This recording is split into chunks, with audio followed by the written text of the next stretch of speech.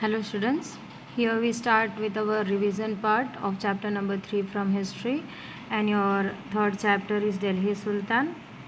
So the topic that we are going to learn, that is finding out about the Delhi Sultan, how they came, and where they have established their kingdom and all. So first sentence, as you can see, Delhi first became the capital of Tomara Rajput after defeating the Chauhans in middle of 12th century. So the Tomara Rajput has defeated the Chauhans and got the Delhi. Later it became an important commercial center. So it here means Delhi became an important commercial center where import and export were going on. 5 important dynasties rule over Delhi. Coins were also minted over here, and that generally these coins were known as Delhi wall. Now from where we get information about the Sultan, that is from the inscriptions, coins, architecture, and historians. They were writing in the Persian language about the Sultan, so everything was being written in detail. The author of histories like Tariq, they were considered as the learned men who are recounting all the events, that the important events occurred in king's life, that is being written in the book. And also they were considered as the person who is advising the ruler to be a better ruler, to and as well as to administer better the kingdom. So they are helping out the ruler also. The authors lived in the city and wrote histories for Sultan in the hope for rich rewards. Now where they used to live? In the cities.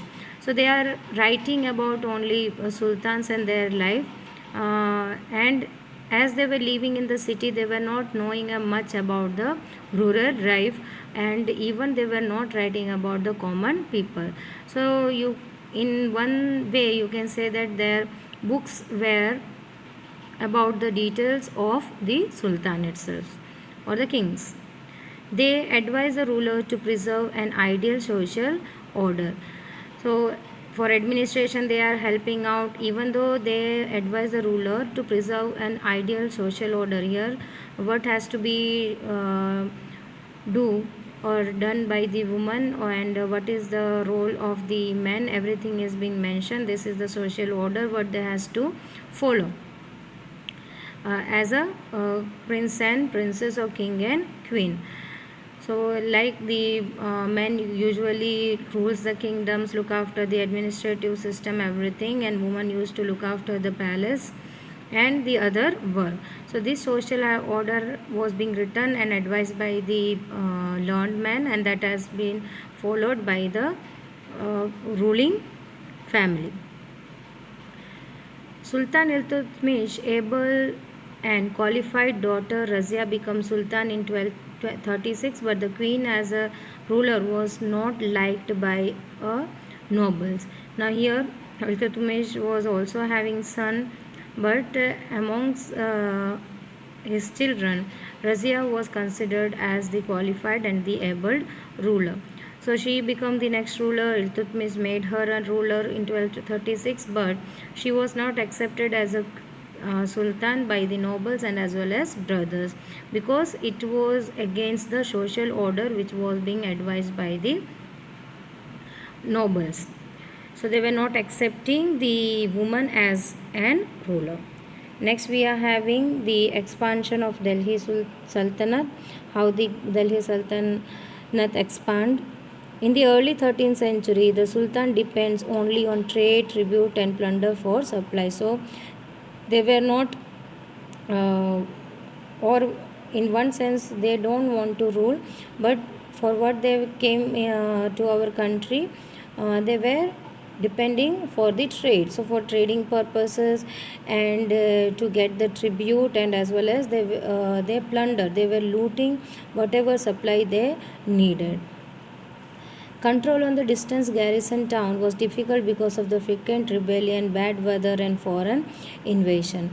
Now later on, as I said, they first of all they came for trading and for looting, and as well as to get tribute, but later on they started conquering the places. But controlling the distant land that was not possible, and frequent rebellion was faced by them, even the bad weather, because they are not going to reach at the other distances within a day, because the transportation facility was not available in the past time. They have to walk till the long distances, and they have to face the bad weather also. And meanwhile they were also attacked by the foreign rulers, means the persons who are coming outside from the India, so they have to face them also, like Mongols. Now the first set of campaign was aimed at consolidating the hinterlands of the garrison town. So how they started conquering the kingdoms? So hinterlands, what are the hinterlands? The port area where the important exports are going on. So they attacks on the market first of all. By that what happens? Everything comes under them. So this is the way how they are conquering the regions. First they attacks to the hinterland, later on they makes the garrison town. So garrison town, it means to build up a fort. So it is the fortified city under the sultans. Forests were cleared, hunters and pastoralists were driven away from their habitat. Now they were also attacking the tribal regions also. How they have attacked that region? They have cleared off the forest. The hunters and the tribal people who were living in the forests, they were driven away from there to conquer that region. Acquired land were given to the peasant for cultivation. So whatever the cleared land, the forest what they have cleared, that cleared land is provided to the peasant, so they can cultivate over there. So this can be after production, after the produce, after harvesting, they can sell this, and trading active, because of the trading activity they can earn more profit. So for this purpose this was being done. In the second stage, the armies marched southward and captured vast territories.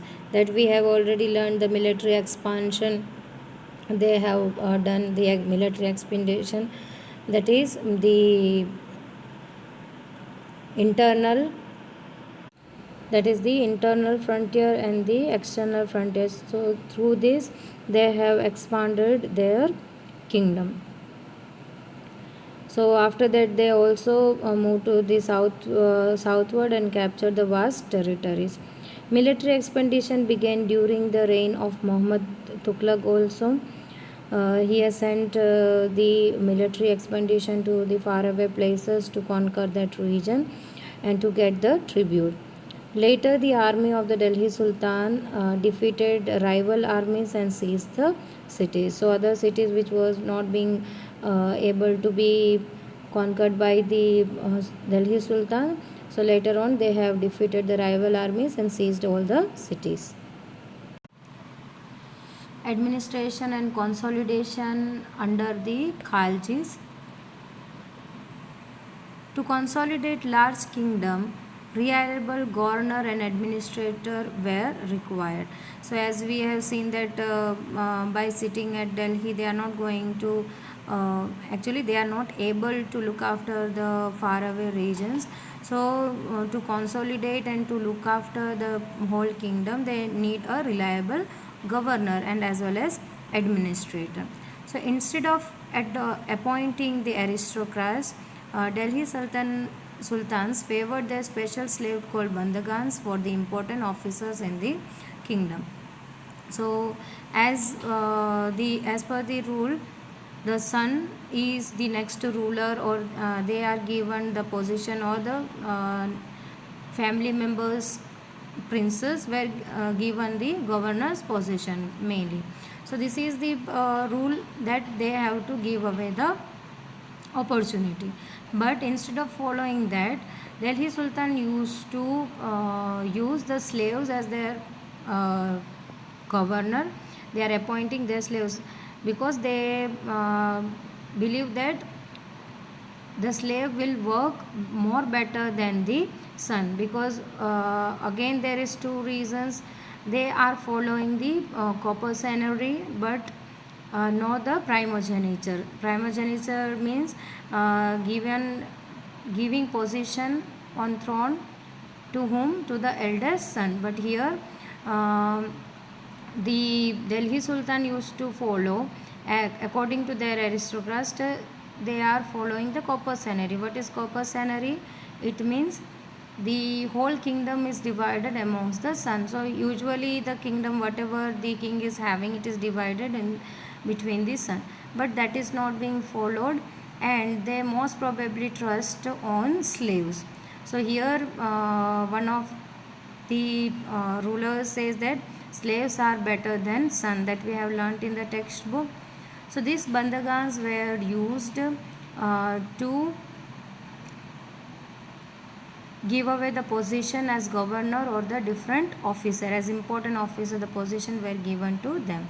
The Khaljis and Tughlaqs followed the same policy along with appointing people of the humble birth to the position of governors and generals. We have also learned this, that gardeners, cook, everyone were becoming the governor and becoming the important officers, and these were being also criticized by whom? The authors, that the king, whatever they are doing, whatever decision they have taken to make this common people as a governor or an important office, that is completely wrong. The Khalji and Tughlaq monarchs appointed military commander as a governor of territories. These lands were called as Ikta. Their holders were called as Iktedar or Mukti. So here also, like Mansabdari system, here Iktedari system was being followed. Ikta means land and Iktedar means landholder. So here land is provided to the Iktedar, and Iktedar led an military campaign. So whatever soldiers, number of soldiers is needed, that is being provided by Iktedar. Iktedar's other duty is to maintain law and order and as well as to collect the revenue. Now there was an accountant also who was being appointed to check the revenue collected by the Iktedars. So they have to collect what was being mentioned by the rulers. Alauddin Khalji brought assessment and collection of land revenue control under the state control. So there were also regular check, like 10 years checking what kind of collection was being done. They were keeping all kind of account, the land were measured, what was being produced, what is being harvested, and according to the land what can be cultivated, everything is taken care of in this time. During Alauddin's Khalji's region, there were three types of taxes on the cultivation, that was called as kharaj, or on cattle and as well as on houses. So that was on land, cattle and warehouses. Delhi Sultanate faced the challenge of Mongol attack with the force them to mobilize large standing army. So when they were ruling, Alauddin Khalji and as well as Muhammad bin Tughlaq, so these two has to face whose attack? The Mongols attack. So both has mobilized a large standing army to deal with the Mongol attack. The Delhi Sultanate in the 15th and 16th century. After the Tughlaq, the Sayyid and the Lodi dynasty ruled over the Delhi and Agra, and by the time of independent rulers were also established along with new ruling group like Afghans and Rajputs. Some of these states, though small, were powerful and extremely well administered. Sher Shah Suri, who managed a small territory in Bihar, later challenged and defeated by the Mughal Emperor Humayun. Elements of Sher Shah administration become a model for the later emperors for the consolidation their empire. So after Muhammad bin Tughlaq, who become the next rulers, the Sayyid and as well as the Lodi dynasty, they took over the Delhi and Agra, and later on there were also the independent rulers who established their kingdom. They were Afghans and Rajput. After them there emerged a small and powerful rulers, and they were having well administrative system. Then this was being recaptured by Sher Shah Suri. He was able to manage a small territory in Bihar, and he was being challenged by Humayun. But the Sher Shah Suri's administrative system was also considered as the best one, because he has followed the administrative system of Alauddin Khalji. And again, this was being copied by whom? The other ruler, that is by Mughals, Akbar. Akbar has followed the same administrative system. The ideas were taken from the Sher Shah Suri. So even though Alauddin Khalji and Muhammad Tughlaq, mainly Alauddin Khalji was considered as an efficient ruler, whereas Muhammad bin Tughlaq was considered as the best ruler. He was having the best ideas, but everything what he has done, it went completely failure. What was the thing got completely failed? Because he has transferred the people from one place to another. Because of that, disease occurs, many people died during the way. Instead of constructing garrison town, he has sent the people to the other places. But Alauddin Khalji has done what he has done. He built a garrison town known as Shiri. And token so here Alauddin Khalji has fixed amount of 50% taxes, and Muhammad bin Tughlaq has taken the taxes twice. The token currency, that was again a complete failure, and here Alauddin Khalji has taken out a list with the prices written on it. So the soldiers were paid in cash. So there were a number of things that was betterly done by the Alauddin Khalji compared to the Muhammad bin Tughlaq. So here your chapter explains, and I will send the PDF for the written work, the worksheets written work. You have to just compare the things, and whatever answer you are not knowing, you just write it down. Thank you.